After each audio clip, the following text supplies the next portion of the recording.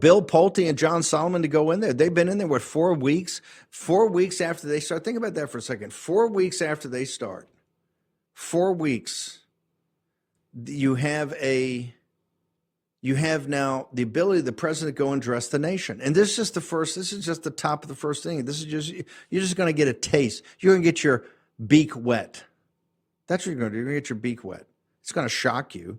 The president, not me, the president says, this is really big news, does not get any bigger. This is really big news, does not get any bigger. Now, we're trying to get the viceroy. He's running around. We're trying to get him because there's a big story in Jack Smith in Gateway Pundit. And I would put out there that right-wing media with no resources has done a heck of a job over the last couple of years. And I say this as someone that has ran Breitbart from March of 2012 after Andrew passed away. And Andrew built that magnificent site and put all his efforts into building that magnificent new site that's there. But you look at, Raheem, you look at National Pulse and the Federalist and Breitbart and the Glenn Beck operation, and you've got Gateway Pundit, and you have on and on and on. You got Citizen Kane. We got our own Drudge. We got every different aspect. You can have reflective news. You can have people putting out trends as they come, trending news, everything. You got a whole palette. You can wake up in the morning and go to hit your top conservative news things. You can stay for hours with the different stories and the different way they break it down. And we've got, you got Real America's Voice. You also have the One American News guys. You got Newsmax. You got Fox. You got others. You got these podcasts, dozens and dozens of podcasts. You got a whole lot of stuff, right? Did any of those people get briefed by the White House like MSNBC did? Or any of those people out there with the level of detail MSNBC has? Is anybody out there? You seen that? I've looked. I certainly have not seen it. Why did we brief MSNBC? And people say, well, Steve, you got to back up. No, I'm not going to back off it.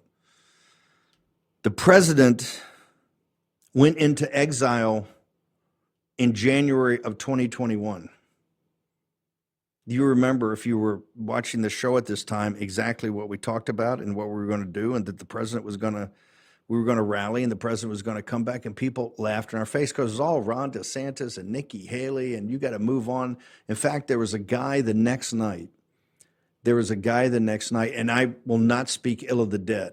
I'll just give you facts. But there was a guy the next night, or maybe it was the night of January 6th, that stood up in the Senate and said, I've had enough. I've put up with it for too long.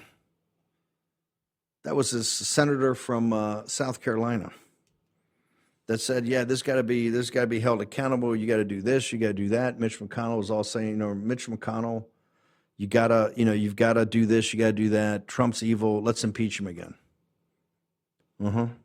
Because if we impeach him again, then we've driven him.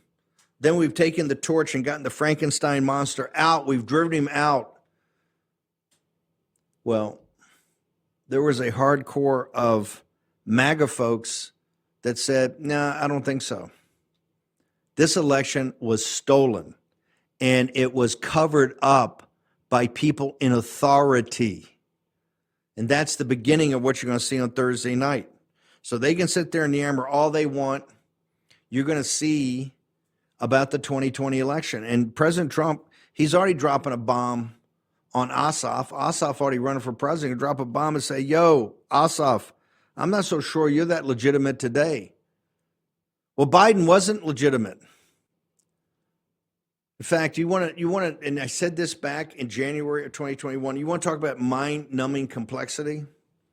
Think about the civil legal issues we have from Biden not being the legitimate, if it's true that he was an illegitimate regime of which the War Room said over and over and over again, if that's the case, how complicated is that in civil court, that everything he did was illegitimate? How are you going to unwind that? I don't know. It's easier to do that, or you got to make that effort to do that, to face the facts that the 2020 election was stolen you had foreign interference, and you had apparatuses that you, the taxpayer, pay for that just sat there and willingly looked the other way.